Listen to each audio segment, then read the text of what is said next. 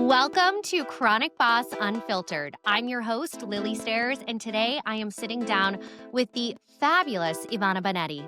She's an Italian-American stand-up comedian originally from Boston's North End, which, as we've discussed, is one of my favorite neighborhoods in the city. Ivana is an expert storyteller who finds the funny in everything, especially her big, loud, loving stories from her Italian family. She has performed on incredible stages like the iconic Laugh Factory in California. And when she's not on stage, she is cracking people up on social media. On top of all of that, Ivana lives with type 1 diabetes. She works in local government by day and somehow manages to juggle it all with humor and honesty. Ivana, I am so excited to have you here today. Thank you for being with us. Thank you for making me sound so cool. Well, you are so cool. Like, are you kidding? I am so blown away by your Instagram and just your ability to make people laugh and bring humor into the day to day. And I love your focus on the North End and Italian families. And so let's take a moment before we really jump into things. I've got to hear your take on the North End. So you were born there and still live there, right? Yep, I was born on Endicott Street, and then I moved around the corner to Hull Street, but still with my family. Love it. Love it. Okay. I lived on a couple of different streets in the North End. What is your favorite feast? Can you tell us that? Or is that controversial? Oh, well, that is controversial, but Okay. I'm going to have to say, so I'm part of two societies. Okay. St. Agrippina's Women's Society, and I'm part of St. Lucy's Women's Society, which is the Women's Society for St. Anthony's Feast. So they both live in my heart rent free. Oh, But St. Anthony's Feast, I was born into more as a child, and my grandfather was part of it. My mother's part of it. So that's more, I have like a family lineage there. My grandfather built the old bandstand and chapel too. He was a carpenter around Boston. oh my So God. we got, and I kind of have a special place for St. Anthony in my heart. Of course, that's a popular one. For those who are not from the Boston area and don't know, the feasts happen in the summer and they are big celebrations. I mean, Ivana, you probably can explain them a little bit better than I can. Do you want to just clue listeners into what they are and what they celebrate? Well, so that it's a tradition brought back from Italy. All the immigrants that came here to America from Italy brought their traditions with them. And this is a tradition where we take a statue of a saint from the town. So for St. Anthony's is Montefelcione. They take the saint over and we march it around the neighborhood. We collect money that's later donated to different like causes. Like I know for St. Lucy's, we donate money to the Perkins School of the Blind, the Italian Home for Children. There's a lot of like different places we donate money to. So that's basically the tradition of it. We have a whole weekend where we march the saint around, and people will like usually give money in honor of someone. Like I know we pin money that we call a calendar. We put on the saint. I'll do it like in loving memory of my grandfather Mario Piccato, or in loving memory of my grandmother Maria Bonetti. It's a beautiful tradition. I love it. And when I lived on Fleet Street, the Fisherman's Feast was on that street. And I loved that one because they also have the flying angel where they bring a girl in from the North End and they fly her across the crowds. It's incredible. So, anyways, a very fun tradition. If you are visiting Boston in the summer, definitely check it out. But yeah, Ivana, I'm just so excited again to have you here. And let's jump in and talk a little bit about your story here, because this is the Chronic Boss podcast and you have this big, beautiful comedy career. But there's a little bit more to this story if we go back a couple of years and see that you were diagnosed with type 1 diabetes at 17. And that's right at that moment in life when everything feels like it's just the beginning. And at this time, it sounds like you were a senior in high school. You were applying to colleges actually to study medicine. So can you take us back to that time? How were you feeling? What was going on? I gotta be honest, it took me as a shock Yeah. because I was diagnosed after I had a mouth surgery. So I had like issues with my teeth. So I had this like procedure done and I thought I was at the finish line and that was it. Like I thought, Mhm. this is it. I'm gonna go to college with like a beautiful smile and a fresh start. I loved high school, but I was so excited to get my career going.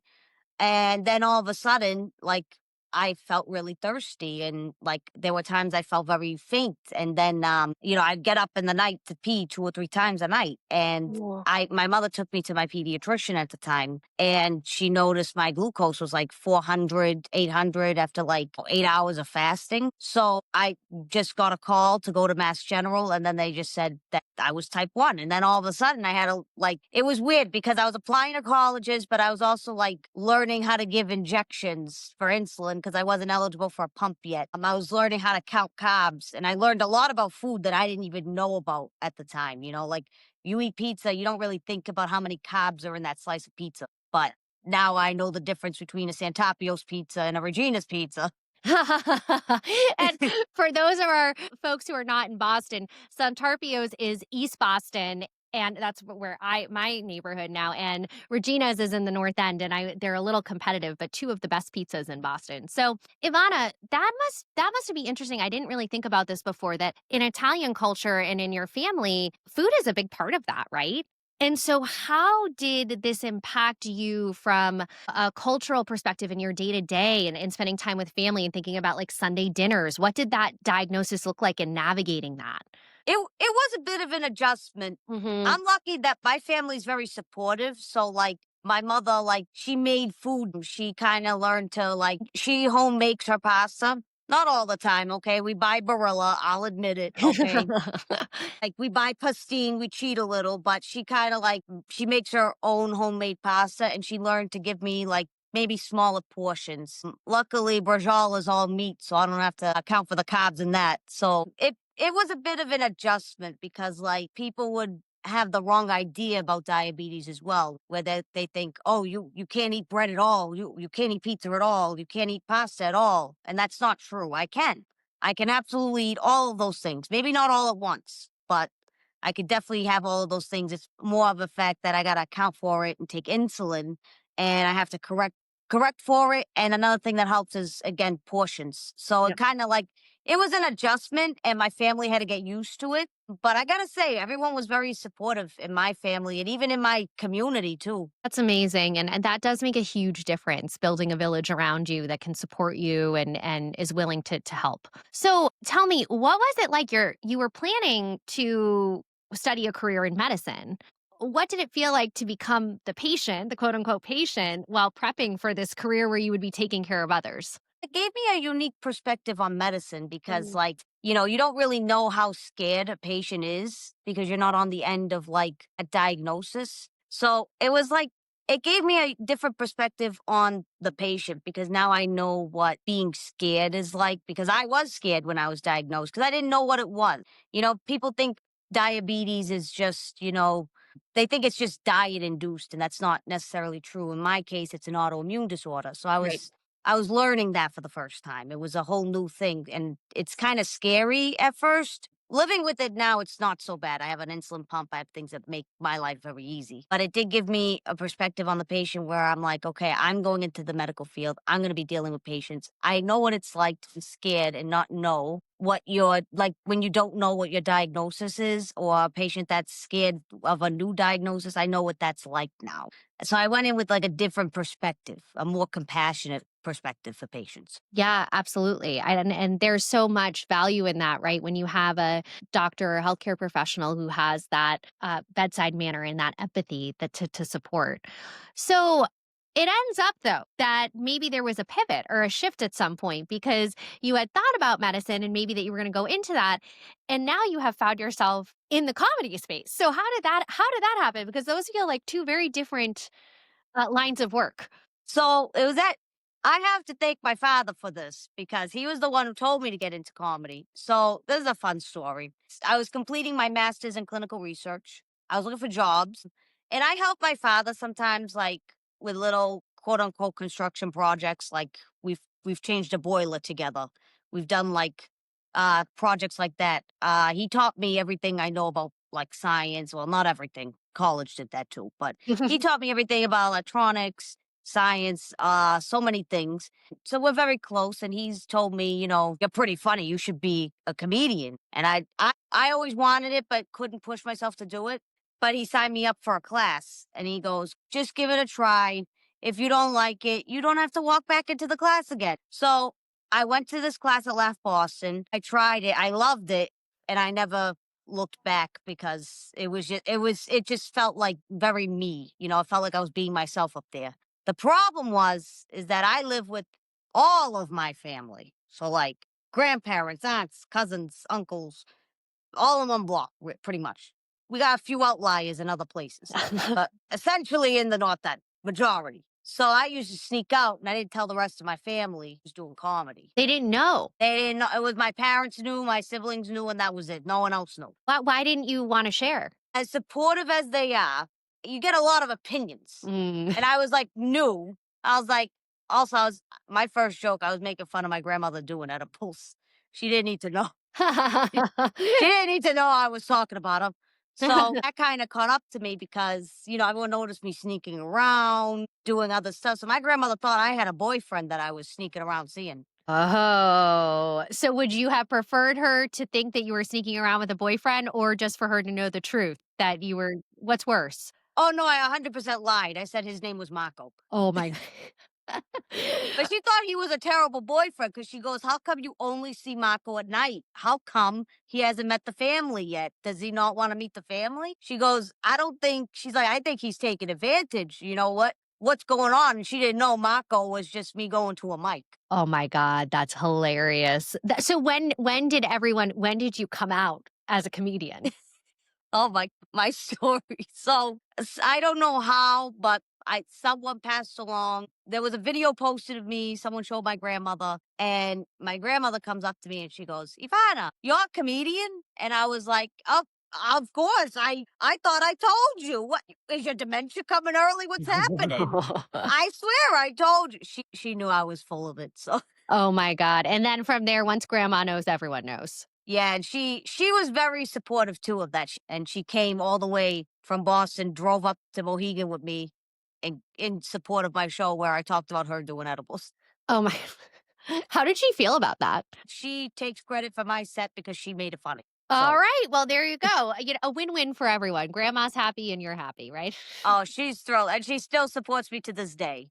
I love that. And did you say she's 106? Oh, that's my great aunt. That's your great aunt. Okay, so you've got a great aunt that's 106. So you've got some good genes. I know they're fabulous. I'm Yeah, gonna you're live gonna forever. yeah, you are gonna live forever. You're gonna be making people laugh forever. I love it. So, okay, it's not easy to build a career in comedy, right? And life on the stage, I think everybody knows it's this like tale as old as time that it's really hard to be successful. And you have already from a very young age built a successful career. And so, before we jumped on this podcast, you and I were talking a little bit, and I commented how amazing it is that you have made it onto the iconic Laugh Factory stage in California. So you said, yeah, well, it was 2 years in the making. So tell me, what has it been like building this career in a space that is not easy to break into? It's one of those things where I say I've enjoyed the journey. Like, I Mm. enjoy getting to do some highlights, but I've enjoyed the journey of it. Like, there were times I traveled to New York for comedy. I did the Apollo Amateur Night at the famous Apollo Theater. I got to do the Laugh Factory, which are places I never thought I would get to in my lifetime. Like, I was always a fan of, but never saw myself on stage until I got to be on that stage. So you gotta keep working at it, and it gets, like, demoralizing after a while because there are times where I feel like giving up. There are times where I feel Mm. like, "Why do I even keep going?" "Why even bother?" But I I have, like I said, when I say I have a lot of support, I have a lot of support. I have not just from my family, but also from my community where everyone, I get the nicest comments on Facebook. I get people congratulating me, people supporting me. Yeah, we talked about St. Anthony's Feast. They let me perform on my grandfather's bandstand, which was a dream of mine since I was 4 years old. Oh, how beautiful. What And a I special never got to woman. meet I never got to meet this grandfather. He died before I was born, but for me, it felt like this is why I do it. I do it because like, that's what keeps me going. I do it because like I have such a wonderful community, and I say there's my family and my North End family, and support and love I get from all of them is just so priceless, and it keeps me motivated, keeps me going, and it keeps me pushing for more. Yeah. Okay, so what steps did you take? Like, what are you specifically doing to get to these stages? Is it through your social media? Are you reaching out? Like, I don't even know where one begins to end up on these stages. Do you email people to say and send them your reels? How does that work? Sometimes you just gotta like do your research, and like if there's like a open audition type of thing, or if there's something you could submit a video to. Sometimes I DM people obsessively. I don't know how I don't have a restraining order against me. Some have reached out to me because they found me through my social media. So posting videos on social media definitely helps. Having videos of my comedy set where I submit it to a bunch of places and then see if I get in and light a candle to St. Anthony that I get in. Um, that so it's mostly like you got to keep trying, keep submitting videos, reach out to people, do your research, and sometimes just get really lucky. Yeah, it's a little bit of like persistence, hard work, and a dash of luck, right? So, you not only are you in comedy and have a career as a comedian, but you also, by day, are working in local government. By night, you're a comedian. We know that diabetes doesn't clock out when you're at work or you're on the stage. So, how does living with diabetes show up for you in both of these spaces? Sometimes, like, honestly, at least I'm not an athlete. If I were an athlete, it'd be very difficult managing my diabetes because you go very low. When I go low, I have again, that support really means a lot. When I go low, when I have to manage my glucose, when I go high and have to pause and take insulin, I have a lot of people around me in both settings that are very understanding and accommodating to that, where I can stop and manage my diabetes if I have to. I'm fortunate that that has never happened on stage where I have to take out my phone and be like, "Oh, excuse me, I gotta adjust my glucose really quick." Yeah, do you do something before you get on stage to make sure? Are you really, like, dialed into doing something to make sure that it doesn't happen when you're on stage? Oh yeah, I make sure like before I go to a show, I eat before, so Okay. my numbers are a little bit more on the high side, but at least I know I'm not going low. And I take like maybe like not a half a correction, but three quarters of a correction, and so that way my numbers are a little bit on the high side, like 150 in a good range. So when they drop or kind of prevents me from dropping. So I'm in a better range than I would be if I just went on at 100 and let the glucose drop. So Sure. there's like some like prep you could do.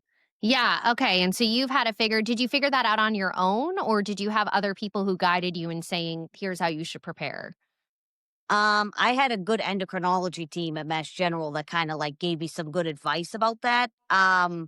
So and eventually, like doing it so many times, you get used to it that you know how your body works. So you kind of like get used to saying, okay, I know I'm probably gonna go low when I do this, so I'm gonna prepare and have like crackers or a piece of bread before and stuff. Sure, sure. Okay. So, do you talk about your diabetes at all in your comedy, your work, your personal life, or do you prefer to keep it more in the background? I 100% make fun of it on stage Do you? because like Okay. everyone sees my insulin pump, my Omnipod. It's covered right now because of my sleeve, but usually you see it. It's on my arm, can't hide it. People sometimes ask me if it's my smoker's patch. People don't know what it is, and that's perfectly understandable. You don't know what it is when you first look at it. So I have like a little bit. I don't always say it on stage, but sometimes I'll say on my stage, not my stage, but sometimes I'll say on stage, I'll be like, "How sweet is Ivana? I'm so sweet. I'm diabetic." And Oh, I just lead into I call it the beaties. Like, I have so many like cute nicknames for it, which is like, you got to make light of it. I do get comments on my videos sometimes where people ask me what this is, or they ask me if I'm type 1, or sometimes someone else who's type 1 watches me and reaches out to me, which I love personally. And I don't talk about it or address it directly in my videos. But I feel like just people seeing I don't hide the pump either. Just let it, that it's part of me. It's part of who I am. Let it be shown. I don't hide it. And if anyone has a question for me, I'm happy to answer. I may not always address it directly head on, but happy to always talk about it. Yeah, it's interesting because as I was going through your social media, I saw that you don't hide it. It's right there out in the open. And so it sounds like it's somewhat intentional or you're just like, "Hey, this is a part of me. This is a part of my life and I'm not going to hide it." It wasn't intentional. It's just more like it's there. And Yeah. I can't hide it because sometimes I'm wearing short sleeves and it's just out there. I was very self-conscious about it at first. It was a little bit like I cringed at watching it because I was like, "Oh, the pump is there." It was an adjustment to get used to seeing myself on camera with the pump there. And, people would ask me, "Oh, what's that?" And I was afraid to answer. I didn't want to address it. And it brought me back to when I was first diagnosed. I didn't tell too many people because it was an adjustment. I was like nervous about it, but I'm very lucky. I don't know. Someone up there must like me because I haven't really gotten when I still get a lot of support again from my family and community, but also I haven't gotten any negativity on the pump. Well, it's there. So that's why I just grew into a place where I'm like, you know what, I don't care. It's my insulin pump. It's part of who I am. It's me.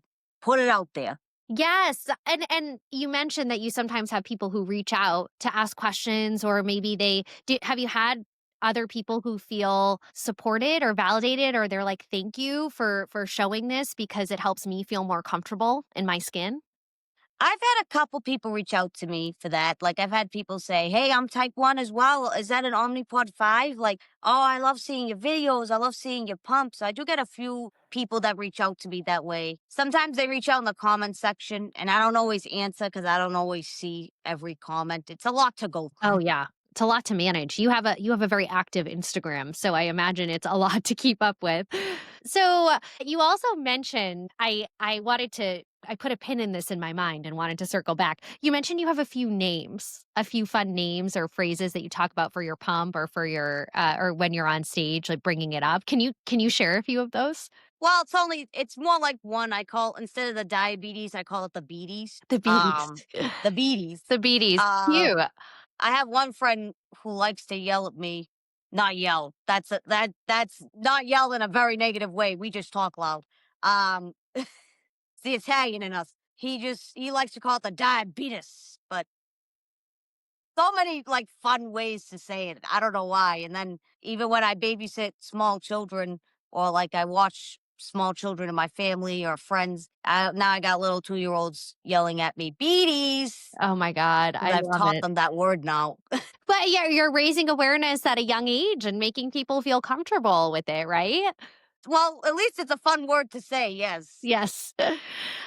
So for people who are listening and maybe they feel uncomfortable, they're on their fence about wearing their device visibly, what advice would you give them? I would say that I was you once, where I was very uncomfortable wearing devices. I used to wear it under my clothes just so no one even knew I was diabetic. I wanted to look normal. But the only advice I say is that you will learn to grow more comfortable in your own skin where it's not diabetes that defines your whole personality. I always say the pump does not wear me, I wear the pump. It's my pump. It's me. It's my personality now. It'll become so natural and so part of you, you won't even notice that it's even there. And when the time comes that you are comfortable in your own skin, which takes time because you have to build that confidence that yes, your body is a little bit different, but it's still beautiful. You'll learn that with time in your own way. So just don't worry about it. Don't even think about it. You'll grow into feeling comfortable in your own skin. That's really powerful. I love that. And I think that's amazing advice for anyone. And because there's a lot of people living with type 1 diabetes out there. I know. I never knew how common it was. Very common, and a lot of people don't realize that it's autoimmune either. And so there's a lot of awareness and advocacy that needs to be done in that space. And so having women like you speaking up about it makes a big difference. Well, I always welcome other pancreatic pals to come reach out to me. about the diabetes. Patriotic pals. You see, you've got a whole arsenal of different terms in there. I love it. Okay, so one thing that we like to do with our guests is to unlock what we call our chronic boss secret sauce. And so this is a magic formula that makes you the powerful woman that you are living with a chronic condition. Here's how it works. We take a skill. This could be anything from eating to problem solving to comedy. And then we pair it with your superpower. So that's a unique gift or perspective that you've gained from living with a chronic condition. That could be empathy, adaptability, flexibility. And then we put those together, and that's your secret sauce. So I want to map out yours. What do we think the combination is that really fuels your success? So a skill, I mean, I could take a guess at that, but I am going to let you answer because maybe you are going to say something else. I mean, I guess the skill would be comedy writing, It is. and Yeah. and delivery. The delivery counts too. Yeah, comedy. Yeah, yeah. Your skill is that you're an incredible comedian, right? All of that together. Yeah, absolutely. And then superpower. What do you think is a unique gift or perspective you've gained from living with type 1 diabetes? I don't know. I would say like I've learned to be more flexible. Mm. I've learned more about my health and nutrition as well. Like I exercise more than I used to. I'm more in tune with my body as far as like nutrition. Like I've I've just naturally gone to a healthier lifestyle because I live with type 1 and I want to have a better glucose outcome. So I'd say, and definitely, like I said, flexibility because I could pull out a pack of like Welch's gummies if I'm low and I'm just like, excuse me, before I go on stage, I got to take this glucose thing. Give me 1 minute. I'm coming. Yes, yes. Okay, so I love this combination because it's you're a brilliant comedian and your superpower is this flexibility. And if I were to put those together into a secret sauce, I think flexibility is actually such a important not that I'm a comedian, but such an important skill to have when you are a comedian because you need to be able to be flexible and adaptable when you're on stage, right? Like I imagine that you adapt to the audience and you're flexible in how you're delivering and who you're talking to and what you're bringing on stage. Like you have to maybe pivot quick on the spot. And so that flexibility that you've gained from or you've honed that more from living with your chronic condition paired with your skill as a comedian, your secret sauce is that you're a brilliant comedian that is flexible and adaptable on stage, which takes you even to the next level, right? So I think putting those two together is really remarkable. I don't know. I like being interviewed by you. You keep calling me brilliant and funny, and these are all things I like. These are adjectives I like hearing. Well, it's all true. I mean, you make it easy. This is it's all absolutely true, and I'm sure that there are a lot of people who would agree with me with your big beautiful following on Instagram and all of the stages that you've been on. You've truly made such an impact. So, as we come to a close here, I always like to ask our guests, what does being a chronic boss mean to you? I'd say it means not letting anything slow you down. My father always encouraged me say that if someone else can do it, you can do it. So when I think back on like all the things I've done so far, it's kind of like I can't believe I even did it because I never imagined I would be like at the Laugh Factory or at the Apollo. Like I never imagined that. I would say that chronic boss means you don't let anything, whether it's diabetes or a rejection letter, slow you down from reaching your dreams. And like I said, I learned that mostly from my father. He came here from Italy when he was 12. It took him many years, but he became a captain, a pilot for United Airlines. So he always said nothing slowed him down. Why should a chronic illness ever slow me down? So I have that sort of like can do attitude where I think that's what makes you a chronic boss, where it's like you do have conditions, but they don't stop you from achieving your dreams or whatever it is working towards. Beautifully said, Ivana. What an amazing way to close out the podcast. So, where can people find you? Because I know after this episode, if they aren't already following you, they need to hear your comedy. Where do they go? So anything with the handle name at Bonetti_Ivana is where I'm at. TikTok, YouTube, Instagram. Please follow me. Maybe not in real life because that's creepy, but on Instagram, TikTok, and YouTube. Biggest platforms over there. Okay, can't wait. We're all going to go follow Ivana. Thank you, Ivana, for being with us today. Thank you for bringing so much joy and laughter into the world and for being an advocate for type 1 diabetes. We are so lucky to have you on the podcast and look forward to chatting again soon. I feel lucky. Thank you for having me.